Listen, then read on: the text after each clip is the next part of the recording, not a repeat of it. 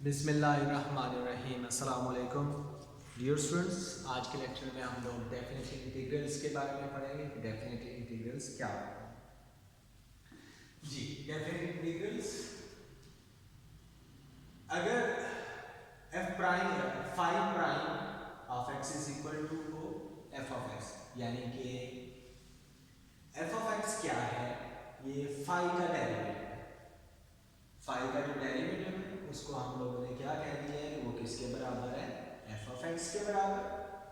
तो अब अगर हम लोग f ऑफ x की इंटीग्रेशन करें तो फिर क्या होगा, f ऑफ x की जगह पे हम लोगों ने लिख दिया कि ये इसके बराबर है फाइव प्राइम, क्योंकि ये डेरिवेटिव है तो डेरिवेटिव इंटीग्रेशन से कैंसिल हो जाएगी। तो ये क्या आ जाएगा हमारे पास फाइव ऑफ x और इसके साथ कांस्टेंट ऑफ इंटीग्रेशन c। अब तो फिर जो इंटीग्रल होगा f का फ्रॉम a टू b, उसको हम किस तरह से जाहिर करेंगे, इस तरह से, यानी कि a से b का इंटीग्रल है, a से b तक का इंटीग्रल है, वो किस तरह से लिखा जाएगा, याद रखना a से b f ऑफ x।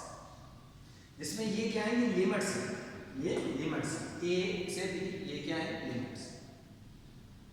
इसमें ये वाली जो है, क्योंकि ये नीचे है इस वजह से इसको क्या कहा जाएगा, लोअर लिमिट। ये ऊपर है तो इस वक्त को क्या कहा जाएगा, कि ये क्या है, अपर लिमिट। तो अगर a से b तक का आप लोग अगर इंटीग्रल लिख रहे हैं तो उसको लिखने का ये। अब यहां से देखें इसको इवैल्यूएट कैसे करेंगे। अभी हम लोगों ने देखा कि f ऑफ x की ये जो इंटीग्रेशन है ये इसके बराबर है। अब हमने सिर्फ कितना चेंज किया है कि यहाँ पे लिमिट्स लगा दी। तो अब यहाँ पे भी हम लोग क्या करेंगे, लिमिट्स लगा देंगे। जो इसका आंसर आया था five of x plus c, इसकी लाइनें लगा के तो राइट साइड पे हम लोग ये लिमिट्स लिख देंगे। अब इस लिमिट्स को इवैल्यूएट करने का तरीकाकार क्या है कि सबसे पहले आप लोगों ने करना है कि अपर लिमिट को इसमें पुट करना, फिर माइनस लिखना है और फिर आप लोगों ने लोअर लिमिट को पुट करना है। तो देखेंगे हम लोगों ने किया हुआ है कि हम लोगों ने b लिखा, जहाँ पे x था वहाँ पे हम लोगों ने b लिख दिया, और ये किसकी वैल्यूज है, ये x की वैल्यूज है, जो यहाँ पे वेरिएबल इन्वॉल्व होगा, ये उसके लिहाज से ये लिमिट्स दी गई होगी। तो ये हम लोगों ने b यहाँ पे पुट किया तो ये बन गया five of b plus c। फिर हम लोगों ने लिखा माइनस, और फिर हम लोगों ने लोअर लिमिट जो है वो पुट कर दी इसमें लोअर लिमिट पुट करके यहाँ। अब ये जब आप ये ब्रैकेट ओपन करोगे तो इस माइनस की वजह से इसके साइन चेंज हो जाएंगे।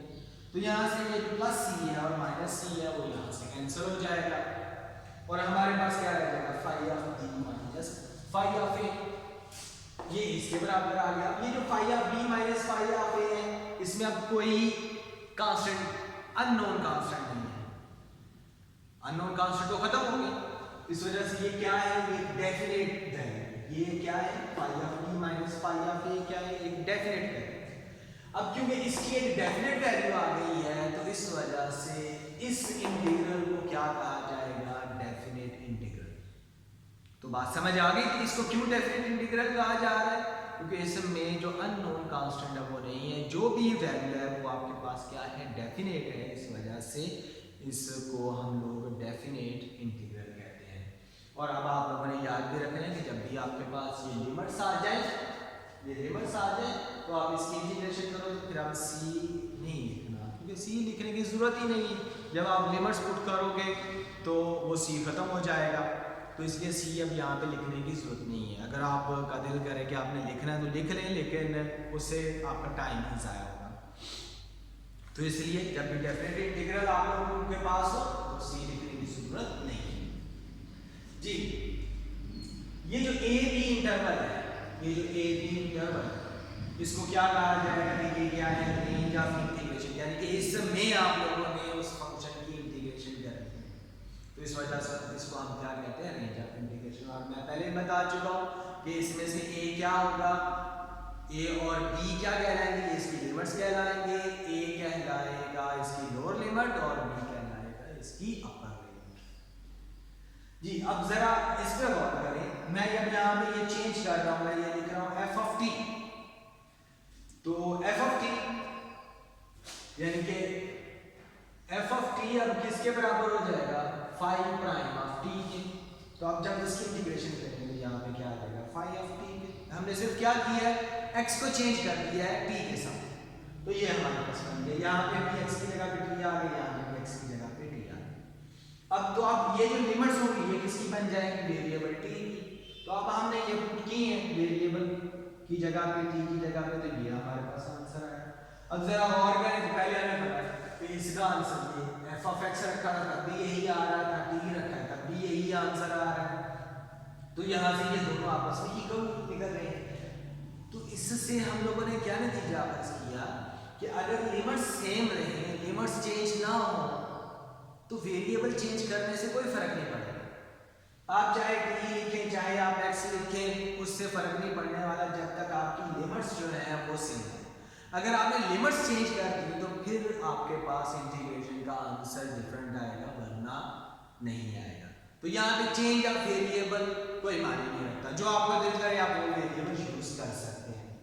नेक्स्ट है कि अगर हमारे पास यहाँ पे तो दोनों लिमिट्स कांस्टेंट थी ना, कि a से b, a भी कांस्टेंट था b भी कांस्टेंट था। अब इन दोनों में से अगर हम एक वेरिएबल यूज कर रहे हैं, क्या आपका लिमिट जो है हम वेरिएबल यूज करेंगे a से x, तो फिर f ऑफ t dt ये किसके बराबर हो जाएगा, ये phi of x minus phi of a के बराबर हो जाएगा। अब ये तो कांस्टेंट है, ये अब फंक्शन है किसका, x का, यानी कि ये जो इंटीग्रल था ये फंक्शन बन जाएगा किसका, x का।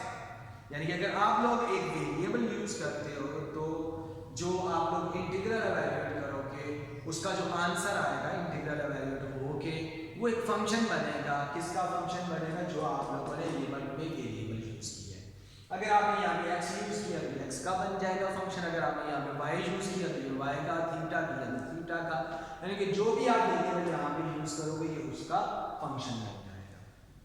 जी नेक्स्ट है जी फंडामेंटल थ्योरम्स एंड प्रॉपर्टीज। ये आप लोगों ने ये 4 थ्योरम्स है, ये आप लोगों ने याद रखने हैं और ये हम लोग बाद में कभी बात भी करेंगे इनको इवैल्यूएट करने के हवाले से, खासतौर पर इसके हवाले से। जो फर्स्ट प्रॉपर्टी है ये हम लोग नेक्स्ट एक्सरसाइज से पहले हम इसको डिस्कस करेंगे।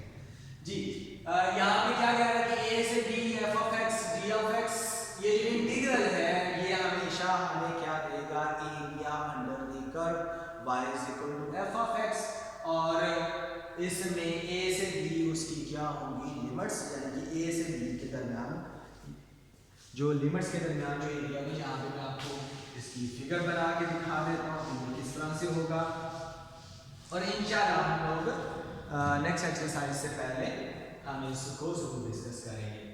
जी for example f of x का ये graph y is equal to f of x का ये ग्राफ बन रहा है, और ये हमारे पास a है, ये हमारे पास b है। तो ये जो इंटीग्रल है, ये जो इंटीग्रल है a से b f of x b of x, ये हमें क्या देगा, इस curve y is equal to f of x, ये जो कर्व है इस कर्व और x एक्सिस के दरमियान वाला ये एरिया देगा हमें। जी ये हमें एरिया इसका मिलेगा, ये हम लोग इंशाल्लाह ये इसको डिटेल से डिस्कस भी करेंगे। और नेक्स्ट क्या कह रहे थे कि ये f of x is equal to phi prime of x, ये जो अभी हम लोग बात कर रहे थे कि ये इसके हमेशा बराबर होगा, ये तो अभी हम लोगों ने काफी डिटेल से बात की कि f ऑफ x क्या है, प्राइम ऑफ x हो, f ऑफ x कंटीन्यूअस हो on the close interval a to b, तो फिर f ऑफ x का जो इंटीग्रल होगा उसको हम इस तरह से लिख सकते हैं। ये अभी हम लोग पहले पढ़ चुके हैं। जी सी वाले पार्ट में ये थोड़ा सा इंटरेस्टिंग है, इसमें क्या कह रहा है कि a से b हो f of x g of x, तो अगर हम b से a करते हैं, a से b करने की बजाय b से a लिमिट लेते हैं, तो इन दोनों के दरमियान किस चीज का फर्क आएगा, सिर्फ माइनस का। बाकी ये इनके आंसर सेम रहेंगे, सिर्फ किसका फर्क पड़ जाएगा, माइनस का फर्क पड़ जाएगा। और नेक्स्ट जो d वाला है, d वाले में क्या है कि अगर आप लोगों के पास a से b आप लोगों ने इंटीग्रल इवैल्यूएट करना है और a और b के दरमियान में एक नंबर c है, इन दोनों के दरमियान में क्या है, एक नंबर c है, तो फिर आप लोग क्या कर सकते हो कि a से c तक का इंटीग्रल इवैल्यूएट करो और फिर c से b तक इंटीग्रल इवैल्यूएट करके इन दोनों को जमा करोगे तो आपके पास ये आ जाएगा। जैसे अभी हम लोगों ने पहले बात की कि ये क्या देता है, एरिया अंडर द कर्व देता है। अगर फॉर एग्जांपल यहाँ पे आप देखो, मैं यहाँ पे लिख देता हूँ ये c है, तो अब आप ए से सी तक करोगे एरिया वैल्यू तो ये वाला एरिया आ जाएगा, फिर आप सी से बी तक करते तो ये वाला आ जाएगा। अब आप इन दोनों को जमा करोगे तो कौन सा एरिया आ जाएगा जो ए से बी तक है। तो इस तरह से ये वाली फोर्थ प्रॉपर्टी है। तो ये आप लोगों ने प्रॉपर्टीज याद रखनी है और डेफिनेट इंटीग्रल के बारे में ये थोड़ी सी चीजें डिटेल में जो आपको बताई है ये आपको ऑब्जेक्टिव के हवाले से बेसिकली इसके कंसेप्ट के हवाले से भी ये याद होनी चाहिए और इंशाल्लाह फिर हम इनको यूज़ करके जो एक्सरसाइज है 3.6 वो करेंगे नेक्स्ट लेक्चर में इंशाल्लाह ये की जाए। तब तक के लिए अल्लाह हाफ़िज़।